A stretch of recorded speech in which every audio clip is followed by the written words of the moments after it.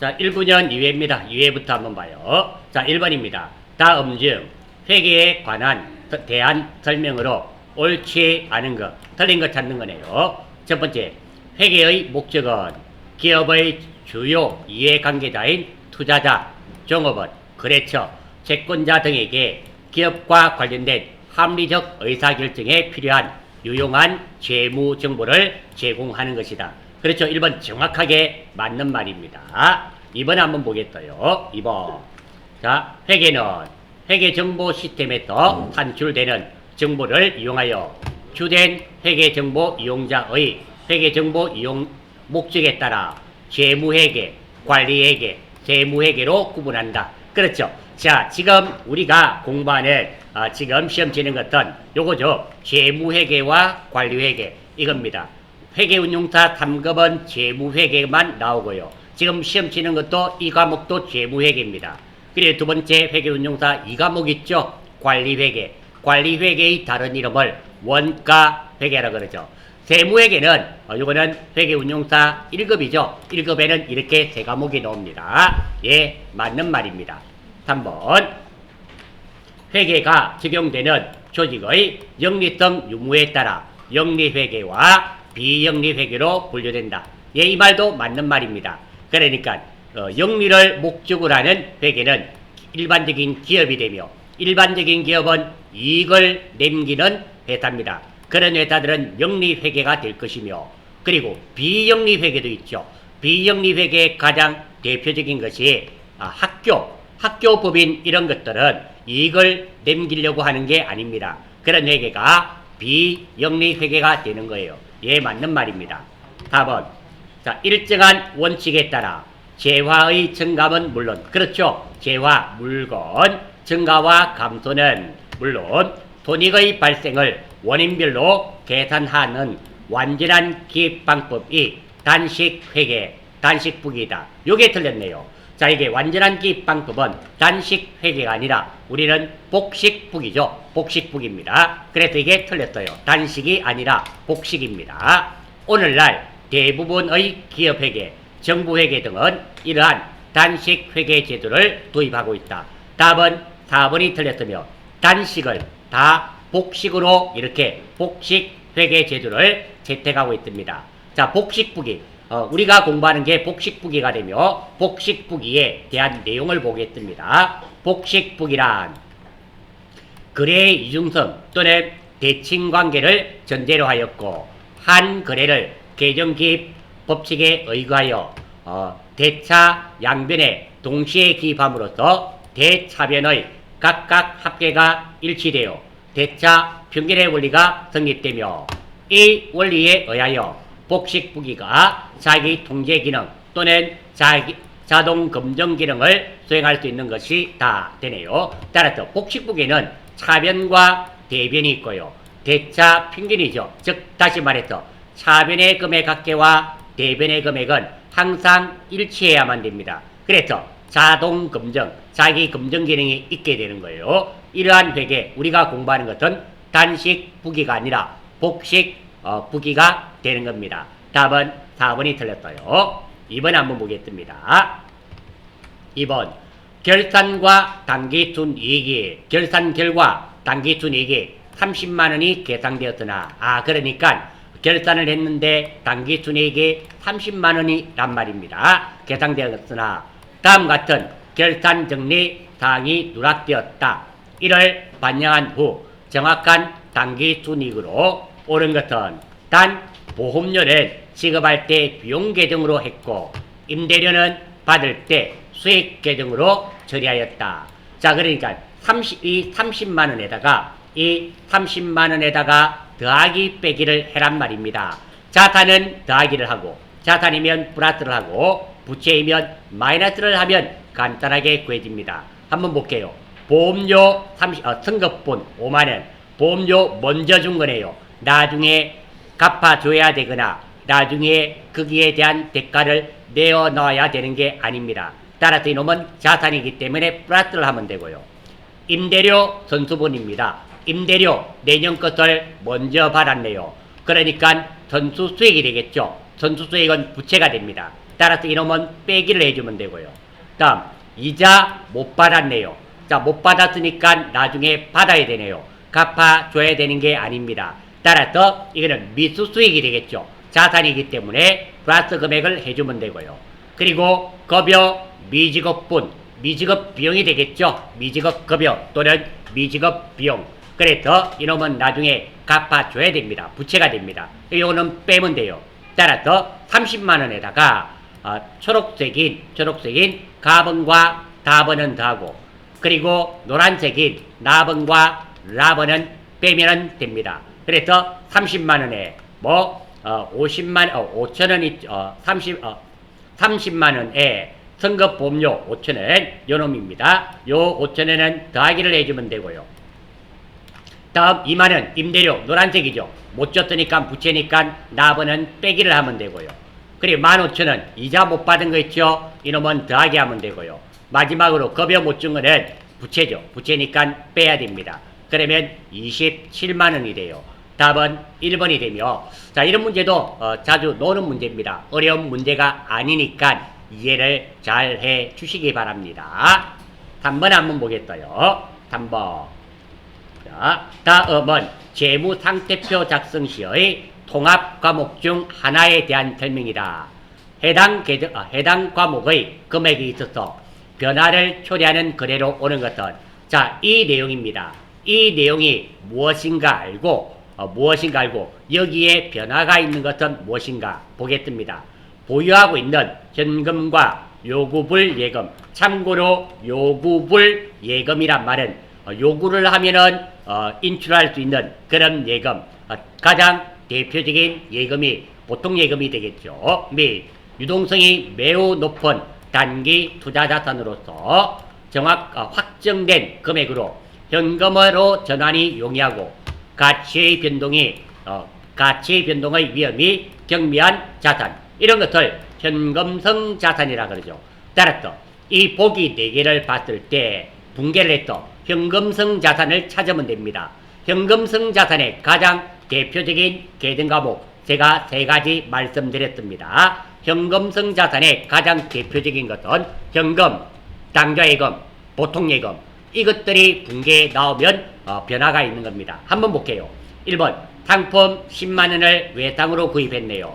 따라서 상품이란 자산이 증가되고 외상매입금이라는 부채가 늘어나네요. 요건 상품은 재고자산이며 외상매입금은 유동부채가 되죠. 현금성 자산이 아닙니다. 그래서 1번 틀렸어요. 2번 비품 10만원을 매각하고 대금은 월말에 받기로 하다. 돈 안 받았네요. 따라서 비품 차빈이 될 것이며 미지급금 외상매입금이 아니죠. 비품이니까 미지급금이 됩니다. 이것도 현금성 자산 아니고 미지급금은 부채니까 더더욱 아니고 틀렸습니다. 3번 보통예금 100만원을 인출하여 정기예금하다. 정기예금 100만원 보통예금 100만원이 되는데 자 여기 나왔네요. 현금성 자산의 대표적인 3가지 현금, 당좌예금, 보통예금 이것이 현금성 자산이 됩니다. 따라서 지금 3번 보기는 현금성 자산이 감소하는 내용입니다. 그래서 지금 변화를 초래하고 있어요. 답은 3번이 되겠습니다. 답은 자기압 수표 10만원을 만원권 지폐 열매로 교환해오다. 자기압 수표, 남이 발행한 수표이기 때문에 현금으로 바꾸었습니다. 이런 것은 분개가 없어요. 그냥 교환 거래도 아니고요. 현금으로 바꾼 것이기 때문에 이런 문제는 분개를 입력하면 안 됩니다. 거래 자체가 아니라는 거예요. 그래서 4번도 틀렸습니다. 답은 3번 되겠네요. 4번 다음 중 자본 변동표. 자본 변동표는 자본이 변화되는 상황을 나타내는 표를 통해 변동 내용을 알 수 없는 회계 정보는 납입자본금, 납입자본 이거 자본금을 말합니다. 예 맞습니다. 당연히 자본금이니까 자본 변동표에 나타납니다. 이익잉여금 이것도 자본 항목이죠. 맞습니다. 비유동자산 이런 재무상태표에 나타나는 건데 자산이잖아요. 자본이 아닙니다. 답은 3번입니다. 답은 기타 자본 요소도 있습니다. 자, 그래서 자본 변동표에 대해서 한번 살펴보겠습니다. 기업의 경영에 따른 자본금이 변동되는 흐름을 파악하기 위해 일정 회계 기간 동안 변동 내역을 기록 표시한 서식을 말한다. 그렇죠? 자본 변동에 관련된 거 나타내는 것을 의미하게 되는 겁니다. 다음, 자본은 기업의 자산과 부채를 제외한 순자산을 뜻하며, 그래서 자산 중에서도 순수한 자산이 자본이 되는 거예요. 왜? 자산은 부채 플러스 자본입니다. 따라서 자산은 부채 플러스 자본이 되는데요. 그 중에서 순수한 내거, 그놈이 자본이 되는 거예요. 순자산이란 말과 자산이란 말은 전혀 다른 겁니다. 뜻하며 자본을 구성하는 요소에는 납입자본이란 말은 자본금과 자본잉여금, 그리고 이익잉여금, 그리고 기타 포괄 손익누계, 기타 자본요소 등이 있다. 자본변동표는 자본의 변동 상황을 확인할 수 있는 재무제표가 됩니다. 그래서 지금 납입자본, 이익잉여금, 그리고 기타 자본요소는 맞지만 비유동자산은 해당되지 않습니다. 답은 3번이 되며 4번 문제 간단한 문제입니다. 간단한 문제이며 이 내용을 한 번만 익혀주시면 크게 문제없이 맞추실 수 있으리라는 판단이 듭니다. 5번 한번 보겠어요. 5번 자주 나오죠. 다음 중 현금 및 현금성 자산에 관한 설명으로 옳지 않은 것은 틀린 것 찾는 거네요. 현금 및 현금성 자산에는 은행에 예탁한 현금인 보통 예금과 당좌 예금도 포함된다. 그렇죠? 현금 및 현금성 자산의 대표적인 세 가지, 현금, 보통 예금, 당좌 예금이라 그랬습니다. 예, 1번 맞는 말입니다. 2번 현금성 자산은 큰 거래 비용 없이 현금으로 전환이 용이하고 이자율 변동에 따른 가치 변동의 위험이 중요하지 않으며 취득 당시 만기 또는 상환일이 3개월 이내에 도래하는 금융상품을 말한다. 예, 이거 많이 말씀드렸습니다. 현금성 자산에 대한 정확한 개념입니다. 예, 맞네요. 3번 현금에는 자기합수표, 남이 발행한 수표니까 현금 맞고요. 통금수표, 남이 발행한 수표니까 현금. 우편한 정서, 요즘은 많이 안 쓰죠. 우편한 많이 안 씁니다. 예, 맞습니다. 이것도 등과 같은 통화 대용 증권도 포함된다. 예, 맞는 말입니다. 답은 금융자산 중에서 현금성 자산의 요건을 충족하지 못하는 경우에는 6개월을 기준으로 단기 금융자산으로 분류한다. 답은 4번입니다. 우리 회계에서는 6개월이 기준되는 것은 없어요. 항상 1년입니다. 1년을 기준으로 단기와 장기가 구분됩니다. 따라서 답은 4번이 되며 4번이 답인 이유는 6개월이 아니라 1년을 기준으로 단기와 장기로 구분됩니다. 그래서 답은 4번입니다. 6번입니다. 다음 중 투자 부동산에 해당하는 자산으로 적합하지 않는 것은, 참고로 투자 부동산은 투자의 목적으로 부동산, 건물과 토지를 사거나 가지고 있는 것을 의미하게 됩니다. 적합하지 않는 것. 자, 임대 수익을 목적으로, 임대 수익이란 말은 빌려주고 달세 받는 거죠. 목적으로 보유하고 있는 건물, 이거 투자 부동산이 맞습니다. 자, 우리가 건물을 사더라도 내가 사용할 목적으로 사게 되면 건물이 되지만, 이렇게 임대 수익이 목적이 되면 투자 부동산이 됩니다. 장기 시세 차익 목적으로 보유하고 있는 토지, 자, 땅을 사더라도 내가 영업활동이나 생산활동에 필요해서 주차장을 한다든지 건물을 지으려고 땅을 사면 토지입니다. 하지만 이렇게 시세 차익이 목적이 되면 그것이 바로 투자 부동산이 됩니다.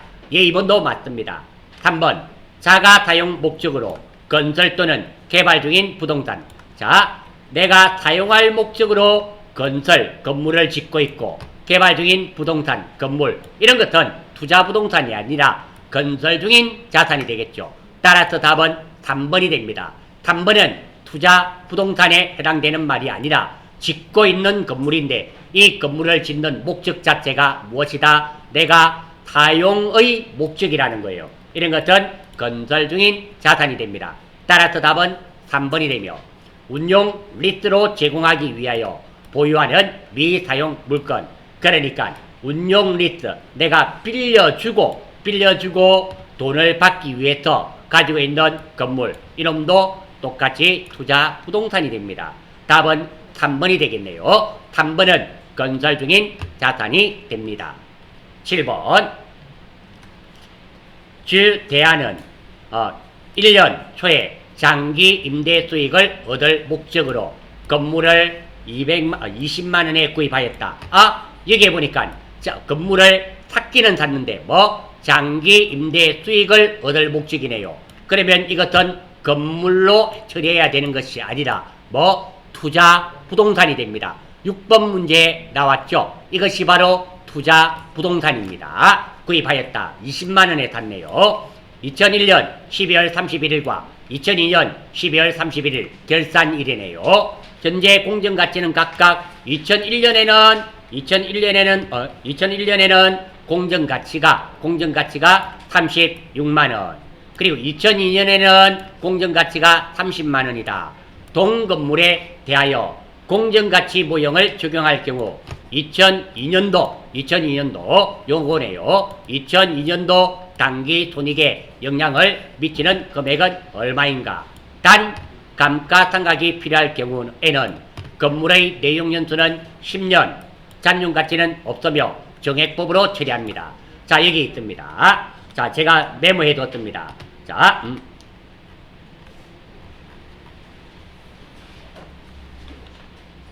여기죠. 한번 볼게요. 자, 투자 부동산이네요. 투자 부동산을 원가 모형을 적용하면 감가상각을 해야 됩니다. 원가 모형일 때는 감가상각을 하지만 공정가치 모형을 적용할 때는 공정가치로 평가하게 되면 감가상각을 하지 않습니다. 지금 문제 한번 보세요. 지금은 문제에서 무슨 모형을 적용했습니까? 공정가치 모형을 적용합니다. 자, 원가 모형을 적용하면 감가상각 이게 필요하지만 지금은 공정가치 모형입니다. 공정가치 모형일 때는 감가상각을 하지 않습니다. 따라서 지금 단 이 부분은 필요가 있다 없다? 필요가 없습니다. 즉 다시 말해서 감가상각에 대해서는 신경을 끄라 이런 말이 됩니다. 따라서 분개를 한번 해보겠습니다. 자, 먼저 2001년 초에 살 때는 투자부동산 20만 원 주고 샀죠. 현금을 줬다고 가정하겠습니다. 다음 2001년 말, 자, 공정가치가 36만 원일 때 2001년 말 분개 한번 해보겠습니다. 내가 20만 원 주고 샀는데요. 36만 원으로 올랐으니까 16만 원 평가이익 받죠. 따라서 투자 부동산 평가이익 16만 원, 투자 부동산이 됩니다. 따라서 2001년 말에는 투자 부동산 평가이익이 16만 원의 수익이 발생됐습니다. 자, 그러면 여기까지 분개를 하게 되면 나는 이제 투자 부동산을 얼마로 생각한다? 36만 원으로 생각합니다. 그런데 2002년 말에는 공정가치가 얼마입니까? 30만 원입니다. 내가 여기서 36만 원으로 계산했던 것이 30만 원으로 됐어요. 손실을 입었죠. 따라서 투자 부동산 평가 손실 6만 원, 투자 부동산을 6만 원 줄이게 됩니다. 그래서 지금 최종적으로 보면 결론적으로 2002년 말에는 투자 부동산 평가 손실이 6만 원 발생했습니다. 따라서 문제에서 다시 볼게요. 문제에서 물어본 것은 2002년도 단기 손익에 미치는 영향을 물어봤습니다. 2002년도 단기 손익은 2002년도 이것을 말합니다. 투자 부동산 평가 손실이 6만 원 발생했습니다. 그래서 답은 4번이 됩니다. 자, 이 문제 정리 한번 더 해보겠습니다. 자, 투자 부동산에 관련된 문제인데요. 투자 부동산은 원가 모형으로 적용했을 때는 감가상각을 합니다. 하지만 공정가치로 평가하게 되면 감가상각을 하지 않는다는 것, 이것이 가장 핵심입니다. 요거 자주로 나오는 말은 아니니까 메모하셔서 꼭 좀 기억해 주시기 바랍니다. 이게 가끔 나와요. 가끔 나오니까 알아주시기 바랍니다. 이렇게 우리가 공부하지 않았던 이런 내용들도 조금씩은 나오니까 이런 것은 체크하셔서 여러분들이 익혀주시면 됩니다. 자, 8번 한번 봐요. 8번. 다음 중 기업의 주된 영업활동인 재화의 판매나 용역의 제공 이외의 영업활동인 재화의 판매나 용역의 제공글에서 발생하는 채권 채무는 요거 밑에 줄 했네요. 이외의 거래에서 발생하는 채권 채무로만 구성된 것은 그러니까 이 말이네요. 영업활동인 재화의 판매나 용역의 제공 여기가 뭐가 되는 겁니까? 그리고 채권이 발생되면 채권 채무는 요것은 매출 채권 요거는 매입 채무가 되겠죠. 매입 채무가 될 것이며 두 번째입니다. 영업활동에서 발생되는 것은 이렇게 영업활동인 재화의 판매나 용역의 제공거래에서 발생하는 채권 채무는 매출 채권 매입 채무가 됩니다. 하지만 지금 문제는 이거 말고를 말하는 게 되겠네요. 말고는 어떤 거? 미수금, 미지급금이 되겠죠. 미수금, 미지급금이 됩니다. 자, 이번은 영업활동과 매출채권은 영업활동에서 발생된 채권, 미지급금은 영업활동 이외, 미수금은 영업활동 이외, 매입채무는 영업활동, 매출채권, 매입채무는 둘 다 영업활동에서 발생되는 채권과 채무입니다. 자, 8번 문제의 핵심은 이겁니다. 자, 채권과 채무가 있는데요. 영업활동에서 발생된 채권과 채무는 매출채권, 매입채무가 되고요. 영업활동 이외에서 발생한 채권은 일반 채권 채무가 됩니다. 일반 채권 채무가 뭐? 미수금, 미지급금. 가장 대표적인 거 요거 한번 보겠습니다. 매출채권 어떤 게 있나요? 외상, 매출금, 받을 엄을 말하게 되고요. 그리고 매입채무는 뭐? 외상, 매입금, 지급엄이 되죠. 즉 다시 말해서 매출채권, 매입채무는 상품을 사고 팔고 하면서 채권과 채무가 생기는 겁니다. 상품 사고 팔고 하는 것이 뭐? 영업활동이라는 거예요. 그거 말고 에어컨, 비품을 사고 팔고 하면서 돈을 못 받습니다. 건물 사고 팔고 하면서 돈을 못 받고 못 주는 경우가 있어요. 그거는 영업활동이 아니라는 거죠. 그때의 계정과목은 뭐? 미수금, 미지급금 이렇게 되죠. 따라서 답은 1번이 됩니다. 8번 문제도 아주 간단한 문제이며 영업활동은 상품 사고 팔고 하는 거라는 거 알아주시면 되고요. 영업활동 유의 것이란 말은 에어컨이나 비품, 차량 운반구 뭐 이런 거 말이죠. 이런 것을 의미하게 됩니다. 답은 1번이 되겠습니다. 9번. 다음 거래에서 엄상의 채권이 소멸되는 거래를 모두 고르는 것은 즉 다시 말해서 받을 엄이 뭐 없어지면 엄상의 채권이 소멸되겠네요.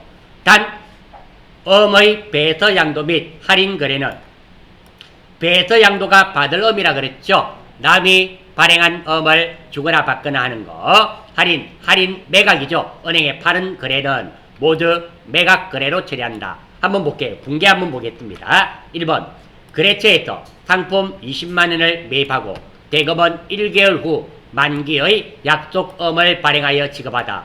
이거 상품 사고 엄 줬네요. 자, 재고자산 사고 엄 줬으니까 뭐? 지급엄이 됩니다. 이는 채무가 발생이 됐습니다. 소멸되는 거래가 아니에요. 발생됐습니다. 다음 거래처로부터 받은 약속엄 30만원이 만기일에 회수되어 당좌예금에 입금되었다는 통지를 받았다.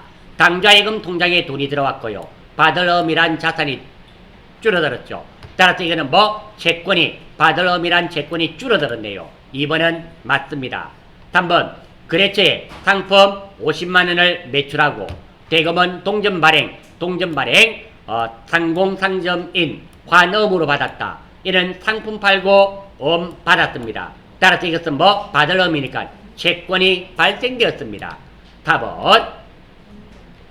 거래처에서 받은 약속엄 40만원을 거래은행에서 할인받고 즉 팔았단 말입니다. 할인료 22만원을 차감한 실수금 실제 금액은 당좌에 받아 즉 받을 엄 40만원이 없어지게 되고 당좌의 금액 38만 원 들어오고 이거 할인 금액, 할인료는 무엇으로 처리된다? 매출 채권, 처분 손실로 처리되겠죠. 이렇게 됩니다. 따라서 문제에서 물어본 것 다시 보겠습니다. 문제에서 물어본 것은 엄상의 채권이 소멸되는 거래입니다. 즉 엄상의 채권이 받을 엄이 되겠네요. 없어지는 거래. 즉 받을 엄이란 자산이 줄어드는 거.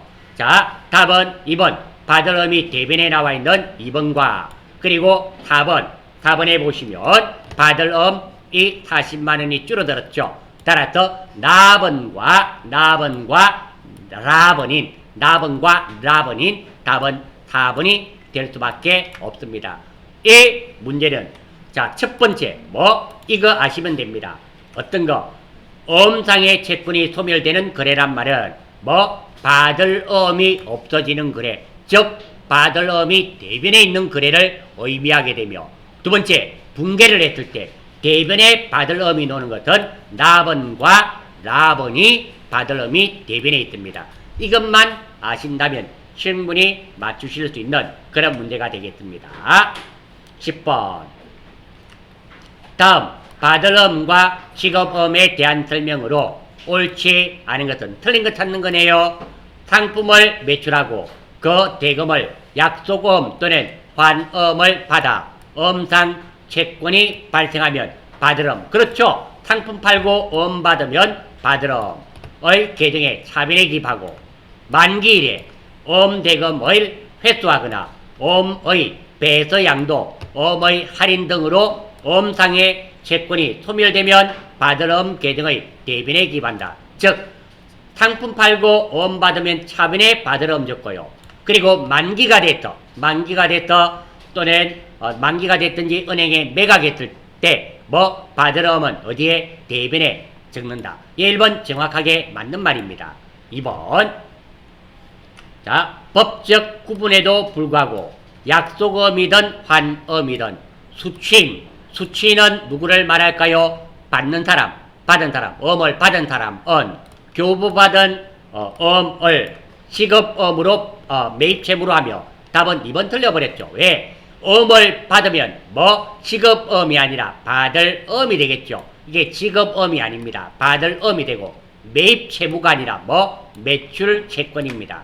다음 발행인, 엄을 준 사람, 약속엄의 경우 직업인, 환엄의 경우에는 발행된 엄 금액을 받을 엄, 엄을 발행한 사람은 받을 엄이 아니라 직업엄이 되겠죠. 직업엄이 되며 매출 채권이 아니라 매입 채무가 됩니다. 해결치간다. 그래서 답은 2번이 되며 자, 이 문제는 답이 틀렸던 것은 이거 직업엄 이놈과 받을 엄 이놈이 반대로 되어 있어요. 이것들 말을 반대로 적었었더라면 이 문제는 맞는 겁니다. 이게 받을 엄과 직업엄이 거꾸로 되어 있어요. 그래서 답은 2번이 되겠습니다.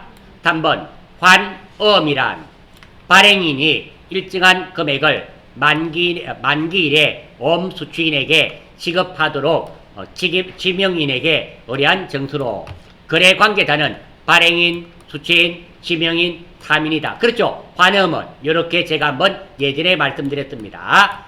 이렇게 A와 B와 C가 있다면 A에게 내 환엄 발행할 거다 환엄 주라 하면은 A가 알았다 환엄 내 끊어줄게 해요. 그러면 C에게 이 환엄을 줍니다. 그러면 나중에 만기가 되면 이 C는 A에게 돈을 요구합니다. A가 돈을 주게 되는 거예요. 이렇게 3자 관계가 있다라는 겁니다. 예, 맞는 말입니다. 답은 2번이 되겠네요. 2번이 되고 이 환엄에 관련된 설명은 기억은 잘 안 나지만 전산회계 운용사 3급 하면서 기출문제 19년 1회인가 18년 4회인가에 분명히 했던 기억이 있습니다. 자, 다음 11번입니다. 자, 다음은 상공의 1년 9월 상품 매매 내역이다. 이를 기초로 매출 총 이익을 계산하면 얼마인가? 단 원가 흐름은 이동평균법을 가정한다. 즉 평균이 이동하는 방법입니다. 자, 한번 보겠습니다. 자, 내용을 한번 볼게요. 상품 매매 내역입니다. 9월 1일 날 이월됐네요. 전월 2월이 200개가 이월됐고 100원입니다. 그리고 매입했네요. 그리고 매출. 자, 이 시점입니다. 이 시점. 9월 22일 날 매출이 일어났기 때문에 이거에 평균을 구하면 됩니다. 자, 매출 단가 이동평균법입니다. 요거 이동을 빼버렸네요. 이동평균법. 자, 그러면 자, 총 몇 개인가 한번 봐요. 지난달에 했던 게 200개가 100원입니다. 따라서 요거에 의해서 요렇게 되겠네요. 200개가 100원입니다. 자, 200개 곱하기 100원 더하기 9월 10일 날 또 샀죠. 샀습니다. 200개인데 얼마를 주고 샀다? 200원. 200개 곱하기 200원이 됩니다. 그러면 요거 두 개를 더해가지고 총 몇 개가 됩니까? 400개. 그래서 400개를 나누었더니 단가가 한 개당 얼마다? 150원입니다. 이게 원가가 되는 거예요. 한 개당 150원짜리입니다. 자, 매출 총이익 한번 구해보겠습니다. 매출 총이익은 매출액에 더 매출 원가를 빼면 됩니다. 자, 매출이 발생됐습니다. 250개를 팔았는데 300원 받고 팔았습니다. 그러면 매출액은 250원 곱하기 300개에서 75,000원을 받았고요. 자, 다음 매출원가입니다. 매출원가는 개당 얼마였습니까? 150원. 자, 250개를 팔았는데 150원을 곱하니까 개당 150원짜리를 250개 팔았으니까 제가 계산했더니 37,500원입니다. 최종적으로 자, 매출액은 얼마가 된다? 75,000원. 매출원가는 37,500원. 이것을 빼면 됩니다. 뺐더니 37,500원이 되네요. 2배 장사했네요. 답은 2번이 됩니다. 이거 이해되십니까? 그 다음 12번. 자, 다음 중 유형자산의 취득원가에 포함되는 항목으로 옳은 것은, 자, 이 문제는 취득원가에 관련된 문제입니다. 취득원가란 무엇을 사면서 들어가는 돈과 부대비용을 포함하는 게 취득원가의 개념입니다. 회계에서는 이 개념이 변함이 없습니다. 무엇을 사면서 들어간 돈과 사면서 들어간 부대비용은 사는 것 가격안에 포함시킨다. 이게 핵심적인 내용입니다. 한번 볼게요. 기획본. 유형자산의 건설과 직접적으로 관련되어 발생한 종업원의 급여. 맞죠? 이거 만들면서 들어갔습니다. 예, 맞네요. 설치장소 준비 원가. 그렇죠. 우리가 기계장치를 사면서 그것을 설치하기 위해서 장소를 준비했습니다. 그것도 기계장치의 취득원가에 해당되어야 됩니다. 세 번째, 유형자산이 정상적으로 작동되는지 여부를 시험하는 과정에서 발생하는 원가. 그렇죠. 기계장치를 사가지고 이게 작동되는지 작동되지 않는지 시험하기 위해서 휘발유를 샀습니다. 그런 것도 원가에 가산됩니다. 왜? 타면서 들어갔기 때문에. 답은 리얼본. 유형자산과 관련된 산출물에 대한 수요가 형성되는 과정에서 발생하는 가동손실. 답은 요거 리얼본은 안 됩니다. 이것은 유형자산과 관련된 산출물에 대한 수요가 형성되는 과정이잖아요. 이 말은 사면서 하는 것이 아니라 유형자산을 사용을 하면서 그게 부대비용이 드는 거예요. 이런 것은 뭐로 처리해야 될까요? 수선비 이런 걸로 처리해 줘야 되겠죠. 그래서 이런 놈은 아닙니다. 답은 유형자산 설치 관련 전문가에게 지급하는 수수료. 이것도 마찬가지입니다. 사면서 설치를 하게 되고 설치할 때 어떤 자리에 설치하느냐에 따라서 공장 작업 능률이 달라질 수 있습니다. 그것을 전문가에게 컨설팅을 받고 그게 수수료 주는 것도 취득원가에 포함됩니다. 따라서 기억, 니은, 기껏 미음이 되고 리얼만 빠지게 됩니다. 답은 2번이 되겠습니다. 13번. 자, 제3공은 신약 개발과 관련하여 발생한 개발비. 요 문제 좀 어렵습니다. 신경 쓰셔서 보셔야 돼요. 자, 다시 한 번 더. 제3공은 신약 개발과 관련하여 발생한 개발비 30만원이 무형자산의 요건을 충족하여 1년 1월 1일부터 개발비로 기록했습니다. 예, 개발되는 과정에 들어간 돈, 개발비로 기록한 후 정액법 내용연수 5년으로 상각해 오고 있는 중 2013년 1월 1일에 이 신약 제조 기술에 대해서 성공적으로 특허권을 취득하고 그 비용으로 70만원을 지출하였다. 특허권의 취득원가로 기록할 금액은 자 얼마인가? 자, 요 내용은 우리가 언뜻 보면 특허권을 취득하면서 70만 원 들었네요. 이 돈과 이 특허권을 취득하기 위해서 개발했네요. 30만 원. 이 돈 두 개를 더해서 100만 원으로 생각하시기 쉽습니다. 4번으로 답을 하시기가 쉬워요. 아닙니다. 자, 그게 아니에요. 자, 제가 메모를 해두었습니다. 이렇게 메모를 해두었어요. 요거 기억하셔야 됩니다. 자, 한번 볼게요. 자, 내부에서 창출된 무형자산 개발비의 특허를 내게 될 경우에는 내부적으로 창출한 무형자산의 개발비죠. 이거를 특허를 내는 경우가 있어요. 이 경우는 특허 출연에 관련된 직접 원가를 개발비로 인식하지 않고, 그러니까 이 직접 원가 30만 원은 개발비로 인식하지 않습니다. 않고 산업재산권 무형자산으로 인식하게 됩니다. 따라서 지금은 특허권을 취득하기 위해서 들어간 돈, 요 놈만 70만 원만 무엇으로 한다? 특허권의 시도원가로 기록이 돼야 됩니다. 그래서 답은 2번이 되며, 자, 그러면 선생님, 이 30만 원은 특허권에 합해지지 않으면 이거는 무엇으로 해야 됩니까? 산업재산권으로 해야 된다. 이런 말이 됩니다. 이렇게 쪼개지는 거예요. 자, 이거 저하고 공부한 적이 단 한 번도 없었습니다. 특허권에 관련된 거. 자, 다시 한 번 더 볼게요. 이 내용은, 자, 특허권을 취득하기 위해서 개발을 했습니다. 개발했고, 이 돈을 무형자산으로 인식을 했어요. 이 돈은 30만 원은 산업재산권으로 따로 하고, 특허권을 취득하기 위해서 들어간 돈, 이 70만 원만 무엇을 한다? 특허권으로 해줘야 된다는 거. 이게 핵심입니다. 우리가 공부한 적은 없어요. 이렇게 하나씩 익혀가는 겁니다. 다음 14번. 다음은 금융자산과 금융부채 및 지분상품에 대한 용어 정의 및 표시에 관한 내용이다. 옳지 않은 거, 틀린 거네요. 금융자산, 금융부채 우리가 많이 공부해왔습니다. 그리고 마지막으로 지분상품이 하나 나왔네요.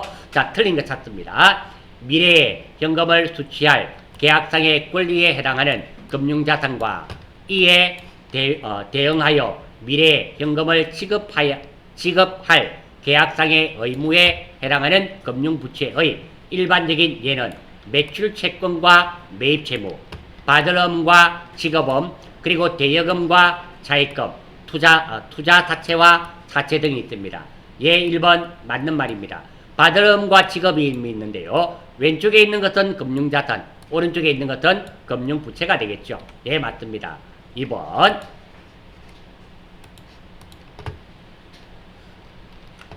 자, 2번. 금융상품의 다른 유형으로는 수취하거나 포기하여야 할 경제적 효익이 현금 이외의 금융자산으로 이루어지는 경우이다. 이러한 예로는 국채 지급음을 들 수 있다. 국채는 발행인자가 국가에서 발행하는 채권입니다. 그래서 발행자가 정부가 현금을 지급할 의무를 나타내므로 금융자산입니다.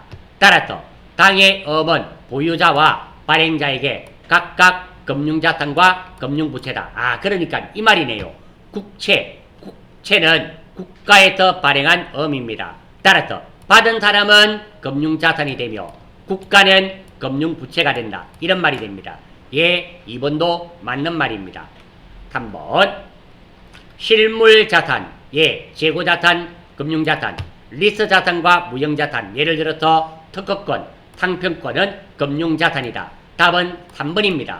금융자산은 실물자산에 대비되는 자산입니다. 이런 재고자산, 유형자산 이런 것은 금융자산이 아닙니다. 자, 제가 혹시 우리가 회계운용사 3급하면서 했는데요. 잊었을 것 같아서 금융자산 따로 한번 적어두었습니다. 금융자산이란 개인이나 기업이 보유하는 자산 중 토지, 건물, 원재료, 반제품, 완성품 등의 실물자산에 대비되는 자산입니다. 실물자산이라 아니라 실물자산에 대비되는 자산인 예금, 현금, 유가증권, 대출금, 보험, 신탁 이런 것들을 의미하게 됩니다. 그래서 답은 3번이 됩니다. 그리고 지분상품은 취득한 이유에 관계없이 금융자산으로 인식할 수 없습니다. 기업이 취득한 자기 지분상품은 자본에서 차감하도록 하고 있습니다. 예, 맞는 말이 됩니다. 따라서 답은 3번이 되겠습니다. 15번. 자, 이런 문제는 뭐 우리 전산 세무나 이런 데도 자주 나오죠. 다음 중 타채에 표시된 액면 이자율이 시장 이자율보다 낮을 때 타채 발행 방법으로 옳은 것은 단 타채 발행비는 없다고 가정한다. 그러니까 내가 타채를 발행을 하는데요. 타채 이자율은 5%입니다. 내가 발행하는 타채는 연 5%를 준다 그러는데 내가 시장 이자율, 은행에 돈을 맡기면 지금 15%를 준다고 가정을 해요. 그러면 여러분들이 은행에 여러분들이 돈을 투자한다면, 돈을 맡긴다면 1억을 맡긴다 쳐봐요. 여기에 타채를 사게 되면 이자가 연 5%밖에 안 줍니다. 은행에 넣어놓으면 연 이자가 15%예요. 만약에 여러분들이라면 은행에 돈을 넣어 놓을까요? 타채를 살까요? 당연히 은행에 넣어 놓겠죠. 왜? 이자율이 높으니까. 그러면 이 타채가 팔리지 않습니다. 따라서 타채에 표시된 액면 이자율이 시장 이자율보다, 은행 이자율보다 낮을 때는 작게 받아야 됩니다. 이게 1억짜리 같으면 나중에 연 이자 5% 줄 거고 이거 1억짜리인데 3년 뒤에 1억 줄게. 7천만 원만 주라. 매년 5%씩 이자 주고 3년 지나면 1억 줄게. 이렇게 하면 메리트가 생기잖아요. 그래서 타채 액면 이자율이 시장 이자율보다 낮을 때는 할인 발행이 됩니다. 따라서 답은 1번입니다. 자, 이것은 여기에 제가 메모해 두었습니다. 액면 이자율이 시장 이자율보다 높을 때는 할증 발행합니다. 더 받고. 그리고 액면 이자율이 시장 이자율보다 낮을 때는 할인 발행됩니다. 그런데 할인 발행, 할증 발행 이것을 외우기는 힘들어요. 그러니까 여러분들이 이해를 하시는 게 합리적입니다. 자, 타채 이자율이 다시 말씀드립니다. 5%고 연 5%. 은행 이자율이 연 15%입니다. 15%. 자, 그러면 한번 생각해 봐요. 자, 요런 경우는 어떻게 해요? 1억을 맡긴다고 가정을 하겠습니다. 여러분들 같으면 1년에 15% 이자 받고 싶어요? 5% 이자 받고 싶습니까? 15%. 그러면 똑같은 돈이면 여기 다 맡기고 사채가 안 팔립니다. 그러니까 어떻게 하는가 하면 이거 연 5% 주는 대신에 3년 뒤에 1억 줄게. 지금 현재 7천만 원만 주라. 이렇게 해요. 7천만 원만 받습니다. 그러면 이 사람은 이거 살 수 있어요. 왜? 7천만 원 받는데 연 이자가 5%니까 1억에 대해서 5%를 이자를 주고 3년 뒤에 지나면 7천만 원 줬는데 1억을 주겠단 말이에요. 충분히 투자의 가치가 있죠. 그러니까 이것을 사게 됩니다. 이렇게 되고 두 번째입니다. 반대로 사채 이자는 연 15%예요. 연 15%인데 은행 이자는 어때요? 은행 이자는 5%입니다. 이런 경우 시장 이자율이 낮은 경우입니다. 이러면 1억이 있다 쳐요. 여러분들 같으면 이 회사가 안 망한다면 다 이거 살 거잖아요. 사채 살라는 사람이 바글바글 할 겁니다. 그러면 이거는 1억짜리지만 이거 연 15% 이자를 15%라 주니까 이거 1억 1천만 원 주라. 1억 1천만 원 주고 대신에 나중에 3년 뒤에는 1억 줄게. 그리고 이자는 대신에 많이 줄게. 얼마? 연 15% 줄게. 이렇게 할증 발행된다. 이렇게 이해를 하셔야지 이 문제는 맞추실 수가 있습니다. 아니고 이것들 두 번째 길은 그게 선생님 지금 하는 말이 도저히 이해가 안 됩니다. 그런 학생은 답은 하나죠. 외우는 길밖에 없다. 외우는 길밖에 없다. 이렇게 말씀드리겠습니다.